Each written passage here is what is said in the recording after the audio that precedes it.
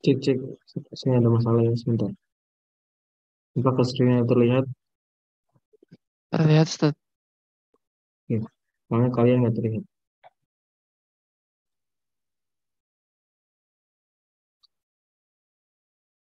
Oke, bismillahirrahmanirrahim. Assalamualaikum warahmatullahi wabarakatuh. Alhamdulillah, wassalatu wassalamu ala rasulillah. Wa ala alihi wa sahbihi wa man tabi'ahum bi ihsan ila yaumil qiyamah.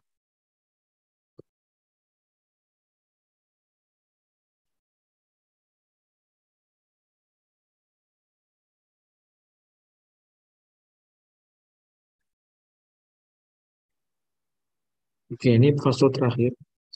Kita tetap menghitol itu ya, Imam An-Nawawi, semoga beliau. Dan kita fase terakhir ini membahas hubungan antara hutang dan barang warisan, dan harta warisan. Nah, yang bertanya apa hubungannya hutang dan harta warisan dengan pembahasan roh? Itu yang kita akan sini di awal membahas. Sederhananya, karena yang meninggal dunia itu mungkin saja meninggalkan harta warisan, sekaligus mungkin saja meninggalkan hutang. Ya, artinya dia belum membayar hutang tersebut. Dan hutang tentu model-modelnya macam-macam, seperti yang sudah sering kita katakan. Anggap saja sederhana, hutangnya adalah korup. Ini hutang pernah minjam duit. Maka kalau sebenarnya ada A dan B, pernah A meminjamkan, nah, minjam uang kepada B berapa misalnya, nah, 100 juta. Kemudian A meninggal dunia. Dia punya barang warisan. Anggap saja kasusnya sekarang uang warisan dia, warisan senilai 100 juta. Ya, rumah lah, rumah ya, warisan rumah nilai 100 juta. Oke, jelas nih, jelas nggak? Di B ngutangin A 100 juta. A meninggal dunia belum bayar utang tersebut. Kemudian eh, ternyata A di saat yang sama itu meninggalkan harta warisan, atau misalnya anggap berupa rumah, atau misalnya berupa rumah. Seluruhnya. Rumah nilainya 100 juta. Maka kata Imam Nawawi, man mata wa alaihi dainun, orang yang meninggal dalam kondisi punya utang harus dibayar, itu alaihi ya, bukanlah alaihi dainun. Maka ta'allaqa utang tersebut akan terkait, ya, dikaitkan, ta'allaqa terkait dengan tarikatihi. Tarikah artinya apa? Barang waris. Tarikah harta warisan. Nggak harus barang ya, harta warisan. Dan nggak harus uang juga, harta apapun. Sebagaimana ta'alluqahu bil marhun. Sebagaimana keterkaitan utang dengan barang gadai. Jadi hubungan antara utang 100 juta ini dengan harta warisan rumah senilai 100 juta, hubungannya apa? Seperti hubungan utang dengan barang gadai. Artinya, kita coba review dikit konsep gadai, walaupun sudah sering banget kita ulang-ulang. A ngutang ke B 100 juta. Kemudian B boleh nggak minta jaminan? Boleh nggak? Boleh nggak? Suara saya kedengeran nggak? Ya, tadi ngomong jajan kedengeran. Boleh Ustaz. Oke, sebentar, sebentar, sebentar.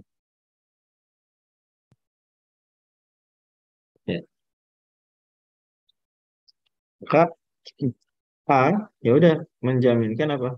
Rumahnya. Oke. Yang senilai 100 juta. Anggap dalam kasus ini benar-benar 100 juta ya. Jadi hubungan antara kasus warisan ini, kita sebut kasus satu, itu seperti hubungan gadai menggadai dalam utang biasa. Kasus dua, persis. Artinya kalau di sini A, utangnya 100 juta, jaminan yang berupa rumah 100 juta, pun di sini sama. Atau warisan ini berubah menjadi apa? Menjadi apa? Ini rumah namanya apa nih? Jamin. Rumah namanya apa nih rumah? Istilah fikihnya. Marhun, ya enggak? Marhun. Marhun. Maka di sini juga rumah menjadi apa? Marhun. A di sini status namanya apa? Rohin. Di sini juga A, Rohin. Cuma yang Rohin bukan A nantinya. Karena udah meninggal, tapi ahli waris. Ahli waris ya. Bentar, aku nggak mau dikontrol. Bentar. Oke. Ini Rohin ahli waris.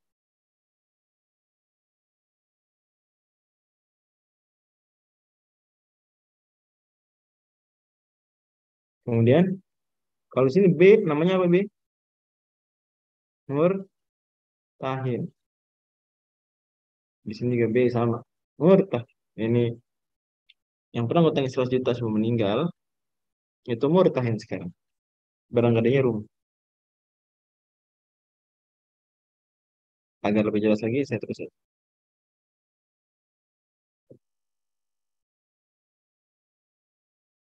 Bentar, gimana cerita?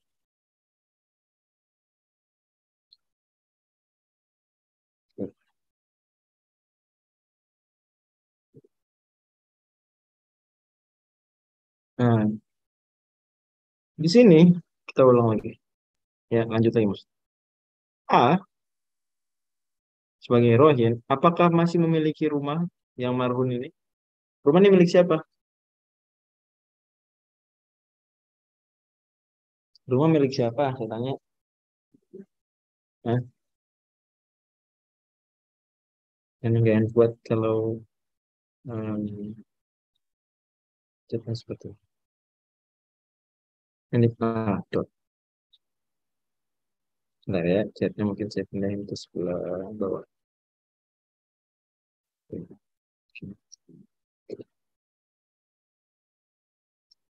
Rumah milik A, tapi A boleh nggak menjual rumah ini? Ini ngotak-atik, bertasarruf, menjual, mewakafkan, boleh nggak? Ah, gimana? Boleh nggak? Loh, selama ini gimana belajar rohani? Selama ini gimana? Ah, boleh nggak? Rumah itu milik dia, betul. Sedang digadaikan. Kalau lagi digadaikan, boleh nggak diwakafkan? Boleh dijual nggak? Nggak boleh, Ustaz. Nggak boleh. Sekarang rumah milik B bukan? Rumahnya bukan milik A. Tapi A nggak boleh ngotak-atik demi menjaga hak B. Sama di sini. Rumah ini milik siapa sekarang? A udah meninggal. Rumah milik siapa sekarang? Ahli waris. Ahli waris. Sama ahli waris boleh nggak rumahnya dijual? Nggak. Boleh nggak? Nggak boleh. Karena apa? Ini sudah menjadi barang apa? Barang jaminan gadai. Barang gadaian. Dia ini penggadaian seperti ini, penggadaian otomatis. Ya, ini penggadaian yang langsung Allah sudah putuskan. Yang dalam perspektif ulama Syafi'iyah begitu. Ya ini udah secara syariat udah begitu dah. Nggak bisa. Anak-anaknya bilang, enggak kita kan nggak menggadaikan rumah ini. Nggak ada cerita gitu. Udah secara aturannya, kalau dia meninggal, punya utang, maka harta yang harta warisannya menjadi barang gadai. Itu kaidah, ingetin baik-baik. Ya, kalau seseorang meninggal masih punya utang, maka harta warisnya berubah menjadi apa? Otomatis berubah menjadi apa? Barang gadai. Barang gadai. otomatis tuh. Atas utang, barangkali atas utang mana? Utang-utangnya dia. Tapi rohinnya siapa sekarang? Bukan lagi A. Rohinnya siapa pemiliknya? Ahli waris. Jadi seolah-olah langsung Allah memaksa dalam tanda kutip ya. Ahli warisnya otomatis menggadaikan barang ini sebagai jaminan atas utang yang dimiliki oleh atau ditanggung oleh ayah, oleh A, waris gitu. Dan efeknya tadi ini bisa dimiliki. Ini rumah udah milik ahli waris sudah. Ahli waris milik bersama. Ahli waris anggaplah misalnya eh, dua orang anak ya. Anggap dua orang anak laki-laki. Nggak ada lagi ahli waris selain mereka. Dua putra. Cuman hari ini nggak bisa dihapus. Untuk nggak bisa kontrol Z. Dua putra. Ya. Ya udah ini rumah milik mereka berdua. Nggak boleh mereka jual. Walaupun milik mereka nggak boleh. Kenapa? Masih tergadai ini. Jadi marhun dari utang. Gimana biar bisa rumahnya dijual gimana caranya? Ya, gimana caranya biar rumahnya bisa dijual sama ahli waris kalau gitu? Tebak aja dulu. Nah, atau kembalikan ke masalah rohan. Gimana caranya biar nih rumahnya ini bisa sama dia bebas di apa-apain lagi. Bebas dijual, bebas di kayak diwakafkan gitu. Gimana caranya? Ya betul sekali Ummu Hudayfi, betul sekali. Bayar utangnya lah. Sama sebagaimana digadai di kasus kedua. Biar bisa menikmati total lagi rumah ini dalam artian bisa dia tasarrufkan, bisa dia jual, bisa dia wakafkan. Ya lunasin utang dulu. Kalau udah lunas baru bisa. Betul itu rumah sekarang pun masih milik Anda. Cuma kalau belum lunas utangnya nggak boleh dia atik. Sama ini ahli waris nih rumah milik kalian berdua. Tapi selama utang bapak Anda 100 juta ini belum Anda bayarkan dari manapun dibayarnya. Pokoknya pembayarannya bebas ya. Mau dari uang mereka sendiri, mau dari ada orang yang bayarin atau B udahlah ikhlasin aja bisa. Tapi nggak bisa dari apa? Dari rumah ini kemudian mereka mereka apa? Mereka jual untuk kesenangan mereka. Mereka nggak bisa menjual untuk kesenangan. Ini persis seperti barang gadai, seperti barang gadai. Baru kalau udah nggak bisa, hari waris nggak bisa bayar, nggak ada yang mau bayarin, B nggak mau lunasin ya udah. Rumahnya dijual untuk apa? Digadai. Rumah dilelang dilelang untuk apa? Untuk bayar 100 juta. Persis seperti rumah ini. Kalau nggak bisa lunasin bayar A, ya udah mau nggak mau rumahnya dilelang. Uang hasil lelangnya baru untuk bayar persis di sini. Tapi kalau jual selain untuk bayar utang, dijual untuk senangan mereka belaka, untuk mereka apakan gitu ya, tasarruf biasa, nggak bisa. Waktu kaulin ada pendapat uh, Imam Syafi'i, tapi pendapat yang tidak kuat, tidak pendapat yang bukan masyhur adalah uh, hubungannya bukan seperti rohan, tapi seperti arsh bagi pelaku kriminal.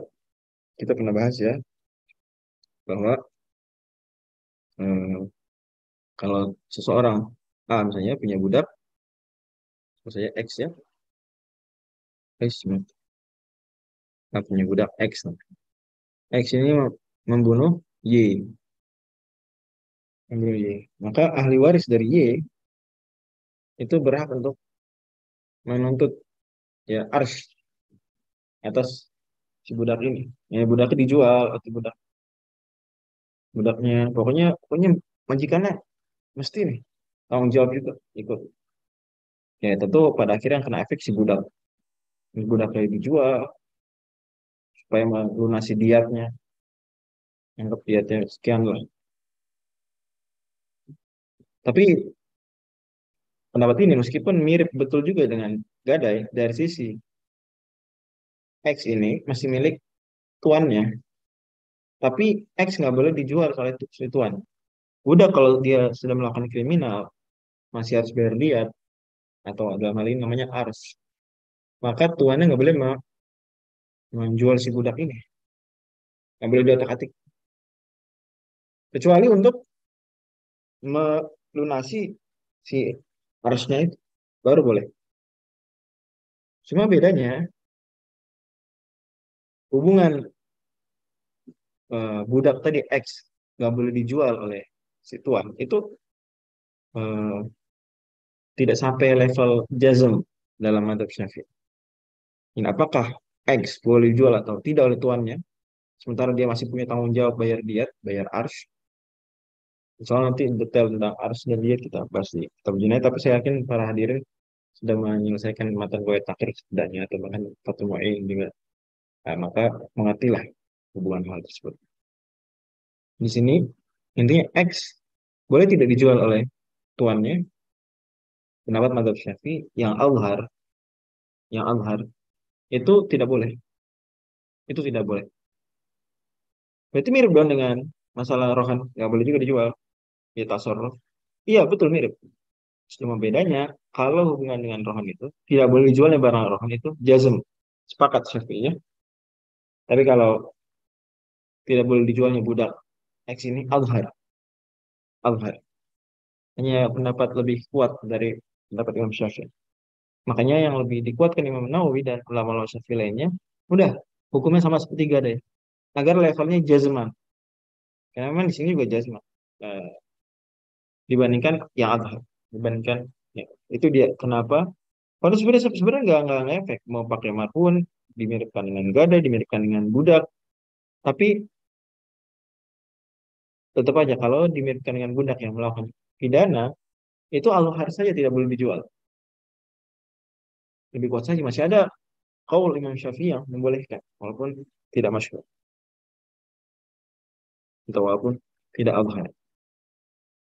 Tapi kalau dimiripkan dengan kiaskan dengan gadai, sepakat. Syafi'iyah sepakat. Maka ini itulah kenapa dipilih hubungan dengan gadai. Atau mungkin itu bisa tambahkan alasan kedua juga karena tasawurnya lebih mudah. Tapi ini bukan alasan terkuat ya. Bahkan bukan alasan yang kuat. Tapi barangkali kita bisa bersyukur di satu sisi. Alhamdulillah hubungannya adalah dengan barangkali. Jadi lebih ngerti kita cepat ngertinya. Kayak gitu. Fa'al al-azhar, benar ngerti ya kenapa ini pendapat lemah. Fa'al al-azhar, maka berdasarkan pendapat yang azhar yaitu ini. Ya. Yastawi dainul mustaghriqu wa ghairu fi asah. Sama saja. Utangnya menghabiskan seluruh harta waris atau enggak. Ini poin penting. Jadi, kalau kasus kita yang saya contohkan itu utang 100 juta, waris 100 juta, mungkin teman-teman langsung paham ngerti. Oh ya, gitu ya, jelas lah. Tapi kita punya dua skenario lain. Dua skenario lain. Hubungan antara nominal utang dengan nominal nilai dari harta waris. Ada dua skenario lain. Apa skenario-nya kira-kira? Kalau ini kan 100 juta, 100 juta. Sama. Tapi sebenarnya dalam logika kita pun, atau bahkan dalam kenyataan pun, itu ada dua skenario lain. Itu apa? Nah,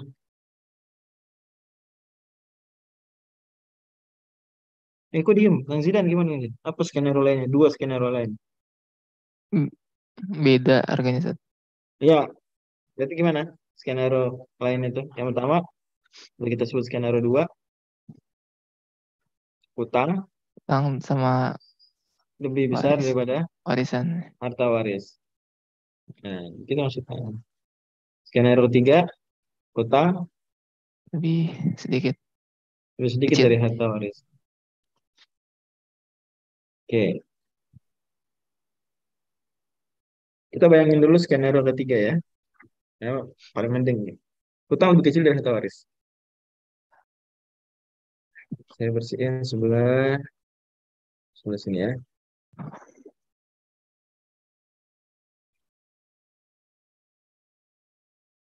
Oke. A, B. Utangnya mereka berapa misalnya? 50 juta.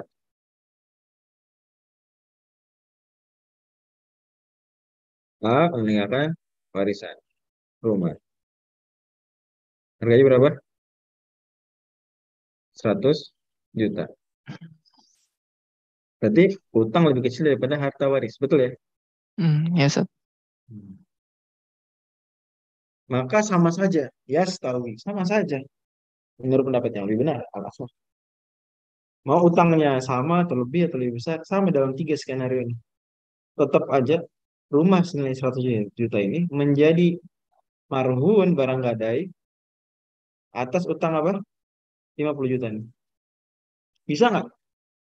Barang gadai lebih mahal daripada lebih tinggi dari nilainya daripada utang. Bisa nggak? Bisa, Ustaz. Bisa lah. Gitu. Artinya ahli waris tetap nggak boleh ngotak-ngatik setengah rumah ini sebelum 50 jutanya dilunasin gitu. Jadi jangan ahli waris kan alasan gini. Si ahli waris bilang, kan utang bapak kita cuma 50 juta, rumah ini 100 juta. Ya nggak apa-apa, kita otak-atik aja setengahnya, setengahnya lagi nggak boleh karena itu gak ada ya. Salah. Oke. Semua nih barang gak ada. Satu paket. Kalau mau bisa jual rumah ini, mau jual rumah ini, atau rumah di apa yang diwakafkan di macam-macam. Maka lunasin dulu 50 jutanya. Nggak bisa Anda hanya otak-atik setengahnya. Nggak bisa. Jelas ya? Ya, jelas, Ustaz. Ya, gitu. Skenario kedua, sama aja juga. Hapus. Utang lo, jangan dihapus aturan. Utangnya 150 juta.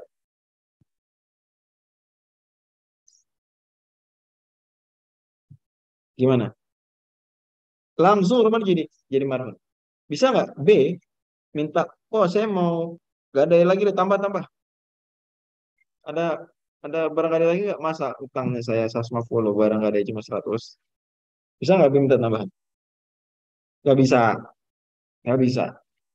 Nggak harus harus udah rela ya memang kata warisnya si Madin si A ini cuma 100 juta ya udah rela udah makanya 100 juta ini jadi barang ada ya Ustaz, atas sebentar, utang Ustaz. 150 juta iya kenapa Kalau masih hidup, dia kesepakatannya gimana, Ustaz? Ntar kalau harganya beda pas loh masih hidup. kan pas hidup akad bukan gak ada ya Kang Zidan Oh iya, pas hidup bukan ya. Oh apa iya, bukan, bukan. apa Haris, akadnya pas hidup kalau misal, utang biasa ya nggak ah, jelas iya, Ustaz. nah, jadi nggak ada urusan karena saat hidup akadnya utang biasa kapan baru jadi rohan ini Kalau udah ketika meninggal nggak, meninggal belum dibayar utang biasa jadi menimbulkan rohan hati-hati jadi utang biasa pun yang tidak ada rohannya kalau kita meninggal sebelum lunas utang itu maka harta warisan kita jadi kita langsung otomatis semuanya itu marhun semuanya literally semuanya marhun sebenarnya udah kita bilang utang bisa lebih kecil kan daripada harta waris ya nggak? Saya utangnya cuma 1 juta ini ada C deh anggap B kita abaikan dulu ya C cuma 1 juta harta warisnya 100 juta belum bayar nih 1 juta nih maka rumah 100 juta ini jadi gadai atas apa 1 juta itu utang. 100 juta nggak boleh ahli waris ngotak-atik rumah ini diwakafkan dijual sebelum ngelunasin apa utang 1 juta jelas ya mungkin kalau satu rumah agak muskilah deh. Maksudnya misalnya kebayang lah anggap dia punya dua rumah satu di Depok satu di Tangerang contoh. Totalnya ini 100 juta juga utangnya cuma 1 juta ayo yang mana yang jadi barang gadai mana yang jadi barang gadai utangnya 1 juta ngaliwat meninggalkan harta warisan rumah di Tangerang 100 juta rumah di Depok 100 juta aturannya kata Imam Nawawi man mata walidainu ta'ala tarikati ta'alluqahu bil marhun mana jadi marhun semua 200 juta semua nggak boleh dia Ustadz kan ini cuma 1 juta kita boleh lah mewakafkan rumah yang di Tangerang kan 100 juta aman lah di Depok kagak boleh nggak boleh jelas ya kata Imam Nawawi ya stawi dainul mustaghriq wa ghairu sama aja mau utang skenario 1 2 3 sama aja semua jelas ya gimana nih paham Kang Zidan Iya, paham, Ustaz. bagi sekarang kita balik-balik dulu Balik, balik, balik, balik, balik, balik, balik, balik, balik, balik, balik. Sebisa, sejago mana dia mengandu. Mengandu. Oke, andu, andu, andu. Ya, 150 ya. 150. Nah, utangnya P 150. Atau cuma 100. Ya harus rela dia. Harus rela. Ya, pada rumah masya Allah gitu. Musibah. Ya, cuma 100 juta. Oke. Jelas ya? Sekarang, ahli waris berarti gimana biar bisa. Ya, rumah milik siapa sekarang? Sekarang rumah milik Eh, siapa? ahli waris, Ustaz. Ahli waris. Oke. Ingat, ahli waris milik. Tapi boleh nggak sama ahli waris rumahnya diwakafkan, dijual untuk kepentingan mereka? Belum, Ustaz, kalau belum lunas. Belum boleh. Sampai melunasi 150 juta. Apa 150 juta apa utang senilai 100 jutanya aja? Nah, ini dia. Ini poin harus teman-teman pahami. Sebenarnya sih boleh-boleh saja ahli waris tuh, ahli waris. Boleh saja melunasi 150. Boleh, tapi tidak wajib. Tapi tidak wajib. Ingat kaidahnya. Ahli waris hanya wajib membayarkan utang ayah mereka atau siapa yang meninggal ya, yang mereka waris mereka itu senilai yang bisa dibayar dengan harta waris. Coba, ahli waris hanya wajib membayarkan utang ayah mereka. Saya beri contoh ayah, contoh saja ya. Kita semua tahu lah, yang meninggal ibu, kakek, anak sama aja. Ahli waris hanya wajib membayarkan utang waris mereka. Dalam hal ini misalnya ayah mereka. Itu hanya sebesar yang bisa dibayar dengan harta waris. Jelas nggak pernyataan saya barusan? Kang Zidan, Iya, teman-teman, iya, gimana? Ustaz. Jelas nggak? Iya, Kalau udah iya. jelas, saya beri contoh biar makin jelas. Jelas ya? Contoh, kita abaikan dulu kasus ini. Tutup dulu.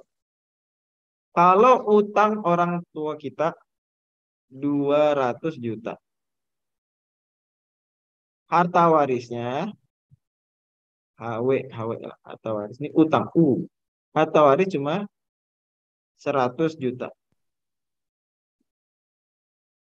Apakah wajib ahli waris itu membayarkan 200-200-nya? Wajib nggak? Enggak, Ustaz. Tidak wajib. Yang wajib mereka bayarkan berapa? 100. 100 juta aja. Yaitu dengan melelang atau menjual barang ini untuk dilunasi, untuk pelunasan utang. Ya, tapi 100 aja. Dan itu resiko. Resiko si pemberi utang. Kan dulu dia memberikan utang cuma-cuma. Dia tentu mempertimbangkan ini orang kaya atau enggak, orang gimana. Dan pada akhirnya utang tuh seringnya ya, kalau court ya, itu sosial memang. Dalam Islam pun akadnya akad sosial, membantu. Ya berarti harus rela, nggak terbayarkan di akhir cerita. Kalau kondisi begini, hanya terbayar semua. Tapi sekali lagi nggak wajib ya bayar. Sama di sini. Nggak wajib bayar semuanya. Boleh nggak? Boleh. Boleh. Dan ahli waris sudah boleh menjual rumah ini, ngotak-atik rumah ini diwakafkan, hanya dengan membayar berapa? Hanya dengan 100. membayarkan berapa? 100 aja. Ini membayarkan 100 aja. Jelas ya? Jelas Ya, nih. Oke, jelas. kalau jelas, saya mau kasih sesuatu yang sering kita bahas dulu. Yaitu, Ustadz, kenapa langsung dipatok 100 juta? Kan bisa aja rumah ini dijual dengan cara lelang, dapat 150, bisa nggak? Mungkin nggak? Tapi kebayang nggak secara logika? Mungkin aja, Ustaz. Kan dulu kita gitu, kalau nggak ada, kan gitu. Ya, dilelang lah. Ya, dilelang. Dan bagus kalau dapat harga tinggi. Tetap bayar utangnya segitu, cuma sisanya buat siapa? Ahli waris. Enggak. Eh, oh ya Dalam buat. gadai biasa, Oh ya Saya buat. X gadai Y, ya mobil. Utangnya 100 juta, mobilnya harganya 100 juta. Tapi setelah dilelang dapat 150 ternyata. Nah, itu 100 buat bayar utang. 150 lagi buat apa? Buat dia, Ustaz. Ya buat dia, buat si X. Ya gitu ya. Hmm. Bisa nggak? Oke, jelas nggak itu ya? Kita tuh sering kita bahas kemarin-kemarin. Nah, bisa nggak? Dalam hal ini B bilang, nah dulu dong. Rumahnya dilelang aja. Kali dapat 150. Jadi utang saya semua kelunas. Ketutup. Masuk akal nggak kata-katanya B? Seakal aja, Ustaz. Masuk akal ya. Tapi dalam hal ini nggak didengar. Nggak. Demikian kata para ulama Syafi'iyah. Nggak. Karena kenapa? Hukum asalnya harga barang itu tidak naik. Kalau memang diperkirakan 100 juta, ya 100 juta. Hukum asalnya nggak naik hukum asal. Maka langsung dalam hal ini nilainya dihitung, ditaksir 100 juta, ya udah 100 juta aja kewajiban ahli waris untuk melunasi, untuk menebus intinya, menebus barang gadai. Hanya 100 juta. Udah, sesuai dengan taksiran. Hanya 100 juta. Nggak harus dilelang dulu kemudian dapat 150 buat. Nggak. Bahkan kalau udah di dibayarin 100 juta, terus dilelang ternyata dari 150. 50-nya wajib nggak dibalik dikasih ke B? Nggak wajib. Nggak wajib. Ya, begitu. Walau misal. Intinya, mungkin maaf kalau agak terperinci tadi, tapi intinya pokoknya ahli waris tuh jika utangnya lebih gede skenario 2 daripada harta warisan, maka untuk menebus barang gadainya cukup bayar senilai harta waris saja, tidak harus semua utang dibayar. Dan ini prinsip yang tadi saya sudah bilang bahwa ahli waris tidak wajib bayarin utang ayah mereka semuanya, kecuali yang bisa di cover oleh harta waris. Utang ayahnya 2 miliar, harta warisnya cuma senilai 10 juta. Ya udah, berarti kewajiban ahli waris membayarkan utang ayahnya berapa? Utang ayahnya 2 miliar. Harta waris ayahnya cuma ninggalin senilai 10 juta. Ahli waris hanya wajib membayarkan berapa? 10 juta. 10 juta. Hanya wajib, tapi boleh bayar lebih, boleh. Bayar semuanya juga boleh, bagus. Tapi nggak wajib. Dan itu amal soleh kalau anak. Bayarin anak amal soleh. Tapi nggak wajib. Allah misal. Walau tasarrafal warisu. Kalau seandainya ahli waris. Lanjut ya. Ngotak-ngatik tuh harta tuh.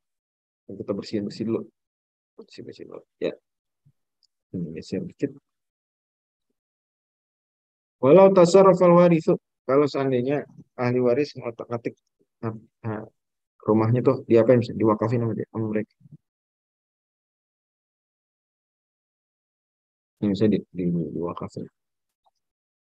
Wala daina zahirun, dan kondisinya nggak ada utang, nggak ada utang. Jadi A meninggalkan mobil senilai 200 juta. Ini HW, harta waris. Oke. Ahli waris. Itu kita sebut saja C dan D. C dan D.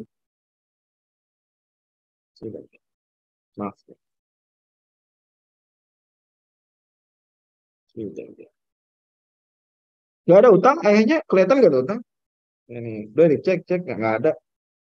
Wala daina tuh, tidak ada utang yang nampak. Bahkan yang sembunyi juga enggak. Ternyata fadhahara dainun muncul. Zahar di sini maksudnya toro'a. Maksudnya muncul. Bukannya tadinya tersembunyi, enggak. Bahkan enggak. Kalau tersembunyi hukumnya yang tadi. Ini enggak ada. Memang baru ada sekarang. Ya, jadi terjemah zahar di sini apa? Baru ada. Toro'a, bukan baru muncul. Kalau muncul seolah-olah tadinya ada. Enggak, kalau tadinya ada tuh hukumnya tadi yang di atas. Kalau baru ada, di sini baru ada. Tapi sebelum ke baru ada nih, saya mau cerita dulu dalam kasus ini. Sebelum anggap kita masih walian. Kalau orang meninggal dunia, meninggalkan harta waris 200 juta, nggak ada utang. Sama sekali benar-benar nggak ada utang. No, ya, nggak ada, no debt, nggak ada utang. Ahli waris boleh nggak langsung jual mobilnya? Boleh nggak? Boleh diwakafin nggak mobil? Boleh mereka jual, terus mereka bagi-bagi harta warisan nggak? Boleh nggak? Dengan laki-laki dua-duanya, kamu 100, saya 100. Boleh nggak? Boleh, Ustaz. Kalau ada utang. Boleh. Karena begitu meninggal itu langsung milik ahli waris. Begitu meninggal, cek langsung jadi milik seluruh ahli waris. Gitu ya. Oke. Untuk poin ini jelas nggak? Saya ulang lagi. Kalau ada orang meninggal dunia, nggak ada utang, sekali nggak ada utang. Ya, dia meninggalkan harta warisan. Boleh nggak ahli warisan langsung memanfaatkan harta waris tersebut? Dia Mungkin atau warisnya berupa uang tunai. Uang tunai boleh nggak langsung dibeliin apa ya, buat dipakai umroh, boleh nggak? Untuk umroh. Anggap uang tunai atau warisnya benar-benar bukan mobil, uang tunai, duit ya. Duit segepok. Ya, boleh nggak? Masih pakai umroh, boleh. Nah, nggak ada utang, gitu ya. Tapi masalahnya di sini ternyata kata Imam Nawawi, dia apa? Ternyata muncul baru ada utang. Oh, gimana Ustaz? Orang mati, orang udah meninggal, bisa gitu berutang? Muncul nggak pertanyaan kita? Gimana Imam Nawawi ini? So, baru ada utang gimana? Gitu di alam kubur berutang gitu, Japri B. Jangan-jangan tuh HP-nya dihack kali Ustaz. WhatsApp-nya dihack, minta utang. Enggak, bener nih, bisa. Karena utang kan dain. Dain ya. Dain itu luas maknanya. Gak cuma korot. Ada nih. Mungkin kita kebayang terus dain itu korot. Dain itu tidak sama dengan korot. Tidak sama. Ya, korot termasuk dain. Tapi dain gak cuma korot. Dain macam-macam. Jadi, dain itu dain. Ya. Korot. Dan lain-lain. Dan kita pernah contohnya. Dan lain banyak. Di sini contoh dain adalah rodi mabi'in bi'aibin. Mengembali merifan, bahasa bahasa keren dikit apa? Refund. Apa? Refund. Jadi kalau kita jualan, terus customer kita minta refund, itu uang refundnya sebenarnya statusnya apa bagi kita? Kita jualan. Terus customer kecewa, barangnya hancur atau barangnya nggak sesuai pesanan. Minta refund. Itu refund dianggap bagi kita dianggap apa? Dianggap sebagai dain lebih tepatnya. Enaknya bahasa Arab aja. Ya utang, dain. Ini kita harus bayar kan? Ya nggak? Utang atas kita. Kita harus bayar.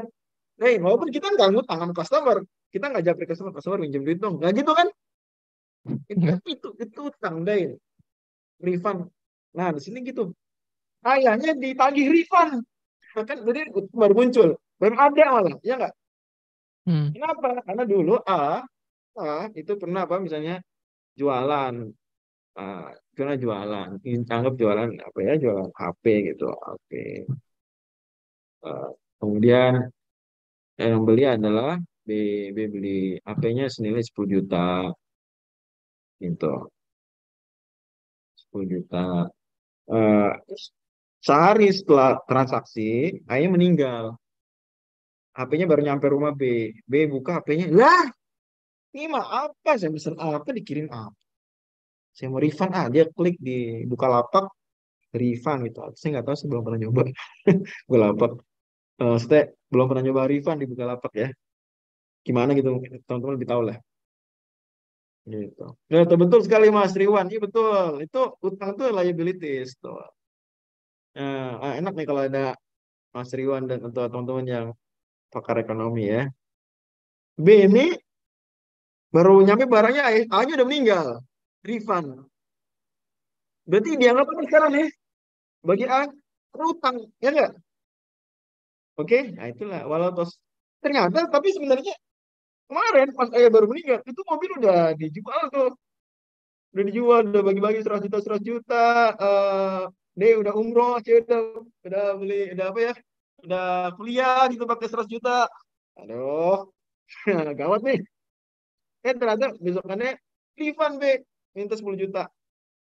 Ayo, paham nggak masalahnya? Gimana teman-teman? Paham nggak masalahnya?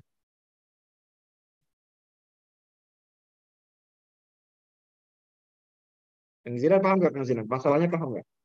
Oke, paham ya. Kang Zidan lagi nggak bisa ngomong berarti.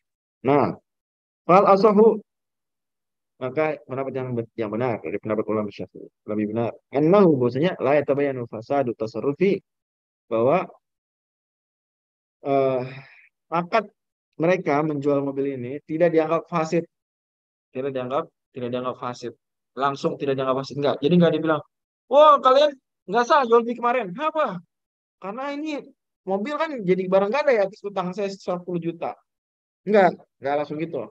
Jalan kan kalau jual beli mengotak-atik barang gadai kan nggak sah tuh otomatis. Ini enggak, karena mereka nggak tahu. Dan memang belum ada, bukan nggak tahu, malah memang belum ada nih utangnya. Jadi Jual beli mereka kemarin ya sesuai syarat semua. Sah. Nggak bisa dibilang fasid. Ya. Tapi, tar dulu. Tarik nafas dulu. Lakin, tetapi. Kalau ini 10 juta, nggak langsung dibayar. Nah, gitu B lapor, refund. Si sama D kaget. Buka akun apa ya? Mungkin dapat email di atau mereka mewarisi juga akun Bukalapak bapaknya. Wah, ya orang refund gimana dulu 200 jutanya udah kita pakai macam-macam. Nah, kalau nggak dibayar nih 10 jutanya, refund nggak dikirim, nggak ditransfer, maka Fusi kok berhak B pergi ke pengadilan untuk meminta hakim membatalkan jual beli mobil kemarin. Kalau 10 juta nggak langsung dibayar begitu tahu, langsung nggak dibayar atau pokok ada yang bayarin gitu. Pokoknya gimana nih 10 juta nggak terselesaikan atau B mengikhlaskan gitu. Pokoknya 10 juta nggak terselesaikan, maka B berhak pergi ke pengadilan, ya pengadilan gitu ya. Untuk apa?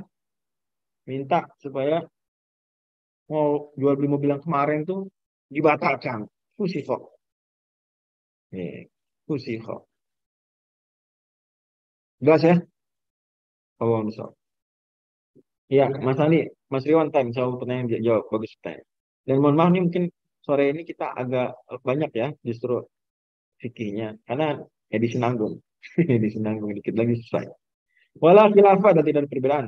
Tentu kalau khilafah di sini ya pembahasannya internal madzhab Syafi'i ya. Karena buku ini buku dedicated untuk madzhab Syafi'i, nggak ada urusan sama madzhab lain. Ijma kah atau gimana?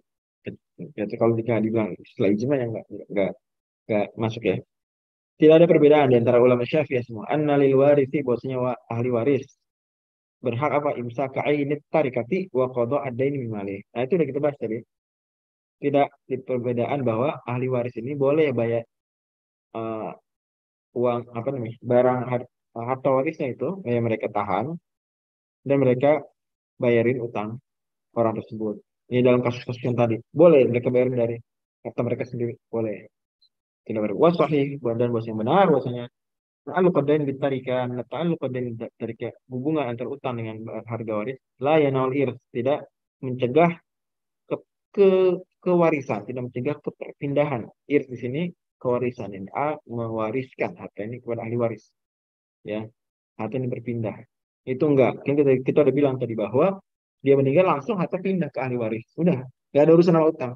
Oke. Kalau ta'alaku bizawai ditarikati kalau kasbuan taji maka dengan itulah kalau seandainya harta warisnya berupa kambing, ya, ya maka yang jadi barang gadai hanyalah ya kambingnya itu aja, bukan kambingnya kalau beranak, ya. Anggap saja di sini misalnya, oke, atau warisnya berupa apa? Kambing banyak, kambing, kambing, kambing, banyak senilai 200 juta. Oke, saat meninggal kambingnya misalnya 200 juta, kambing berapa ya? Anggap 50 kambing. Yang jadi harta gadai atas utang berapa? Semuanya kan? Benar nggak? Kalau ada utang 10 juta, ya, A meninggal. Hartanya total 50 kambing senilai 200 juta. Mana yang jadi barang gadai? Semua 200 juta, 200 jutanya. 50 kambingnya. Pas hari meninggal. Pertanyaan, kalau besokannya, ya, itu kambingnya beranak dari 50 jadi 70. Berarti nambah 20 ya. Jadi plus 20 kambing. 20 kambing ini jadi barang gadai juga nggak?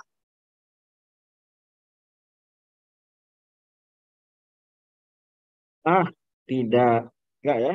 Ah, 20 kambing ini boleh dinikmati oleh ahli waris. Karena memang ketika ada kak meninggal, itu berpindah 50 kambing menjadi milik C dan D. Maka 20 ini bertambahnya di saat dimiliki C dan D. Berarti milik C dan D.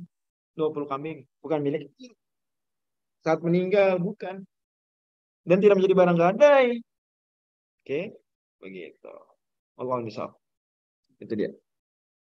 Alhamdulillah selesai pembahasan rohani. Saya tidak tahu berapa lama kita habiskan untuk membahas rohani, tapi berapa pun waktu yang kita habiskan tidak sia-sia insya Allah di mata di sisi Allah Subhanahu Wa Taala. Kita berharap pahala, kita berharap keberkahan, kita berharap agar kita mengamalkan ilmu yang kita pelajari dan berguna dalam kehidupan sehari-hari, serta setidaknya melatih otak kita untuk memikirkan masalah-masalah fikih. Karena itu latihan otak juga, latihan otak, latihan punya menumbuhkan sense of fit, ya asik sense of fit. Mengalahkan fikih gitu, naluri kefikihan agar kita ya naik level lah kefikiran kita. Mungkin kita tetap pada akhirnya mukallid, tapi mukallid kan bertingkat-tingkat, nggak mukallid banget, mukallid aja gitu misalnya, itu mukallid level sekian lah. Begitu tuh kita tumbuh. Terus kita juga mempelajari kitab yang berkah ini, kitab yang luar biasa, Minhajul Thalibin, kitab yang sejak zaman Imam Nawawi tahun 676 Hijriah sampai sekarang tahun 1444, itu berarti udah 7 abad buku ini menjadi kajian seluruh ulama Syafi'iyah. Seluruh ulama Syafi'iyah. 7 abad bayangkan teman-teman. Tuh, nggak luar biasa. Belum ada yang menggantikan. Jadi kita bersyukur ya. Demikian. Oke, saya jawab pertanyaan sedikit tadi Mas Riwan. Ya. Hutang ini statusnya bukan milik ahli waris ya. Dalam contoh tadi saya pedagang unit usaha saya apakah nggak diwariskan? Di mana setelah mencakup aset serta utang.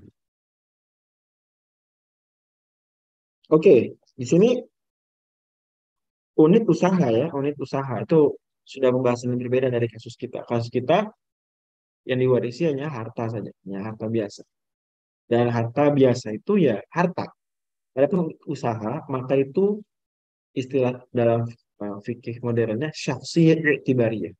Itu uh, apa ya, kepribadian subjek hukum yang tidak bersifat orang. Subjek hukum yang tidak bersifat orang. Karena ada kita tahu ya bahwa yang jadi subjek hukum itu tidak hanya orang, tapi bisa juga apa? Perusahaan, bukan orang kan? Iya nggak? Iya nggak?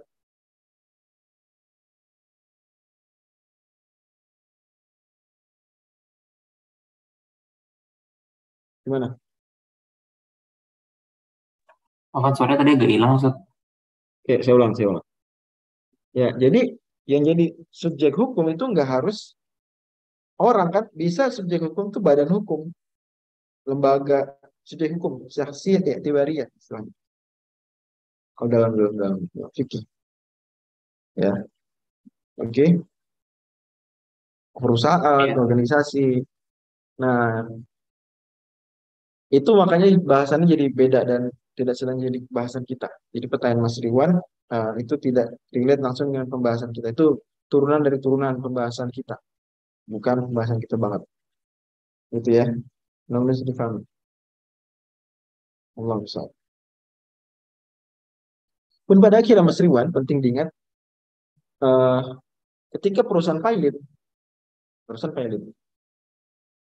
kan artinya apa? Itu aset perusahaan mau dijual gimana pun sampai habis sampai benar-benar nggak bersisa. Mungkin masih ada nggak utang yang belum terbayarkan? Coba Mas Riwan jawab. Bisa jadi masih ada Ustaz. Pertanyaan saya, siapa yang bayarin? Kalau kalau di aturan perusahaan kalau misalnya dia pilot dan bentuknya perseroan itu dalam tanda kutip diikhlaskan Ustaz. Jadi Nah, apa yang itu dia. You got it. Jelas ya? Itu dia. Jadi sebetulnya juga tidak begitu berbeda dengan pembahasan kita ya, turunan dari turunannya saja. Jadi sebagaimana tadi kita sudah contohkan, kalau utangnya 2 miliar, harta warisan si ayah cuma berapa? 10 juta. Tadi contoh kita gitu. Mas Iwan dengar nggak pas itu? ya jatuhnya Itu. kayak Maka ya 10 kewajiban ahli juta. waris hanya bayarin berapa? 10 juta. 10 juta aja ya, sesuai harta ayahnya. Nggak ada, oh ahli waris jadi menanggung utang ayahnya juga. Enggak lah. Gitu, jelas ya. Pun kalau di sini mewarisi misalnya perusahaan ayahnya, perusahaan ayah ternyata punya utang. Ya udah, maka ahli waris tidak wajib membayarkan utang perusahaan ayah yang sedang mereka warisi ini, telah mereka warisi, lebih dari apa? Total nilai semua aset perusahaan. Jelas ya, Mas Ridwan? Jelas Ustaz. Berarti sisa dari utang ketika perusahaan yang pilot udah aset dijual semua masih ada utang ternyata. Ya udah, dan yang istilah Mas Ridwan tadi diikhlasin. Saya nggak tahu istilah manajemennya apa tuh diikhlasin. Apa istilah manajemennya itu? Diikhlasin. Ya udahlah, itu Gagal bagian bayar, Sat. Gagal bayar. gagal bayar, gagal Gitu. bayar. Ya, Allah misal. Ya, demikian.